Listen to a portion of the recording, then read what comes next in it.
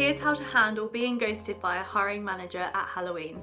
If you work with a niche recruiter like Clockwork Talent, you won't be ghosted because we are the ones that are doing the chasing. We work between you and the company, we know the hiring manager, we've built a relationship with them, and we can do the chasing for you. Sometimes after an interview, it can take companies 1 to 2 weeks to figure out what they're doing, how they feel about you or other candidates, and to get back in touch. So it's always a good idea at the end of the interview, when they ask, have you got any questions for us, ask how long the time frame is that they're thinking after the interview for getting back in touch with candidates. With coronavirus, things are changing very quickly in businesses.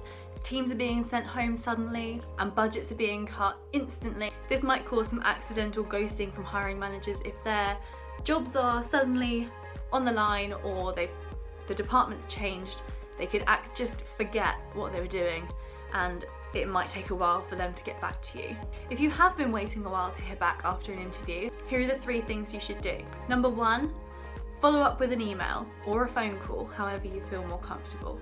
If it has been a couple of weeks since you've heard from the company, drop them a note and say, hi, I was just trying to follow up from the interview I had with your company last week before. Give them a little nudge. It might bring it back to the top of their to-do list. Number 2, track the hiring manager down on LinkedIn. This comes with a little warning. Don't do this publicly. Maybe message them privately on LinkedIn.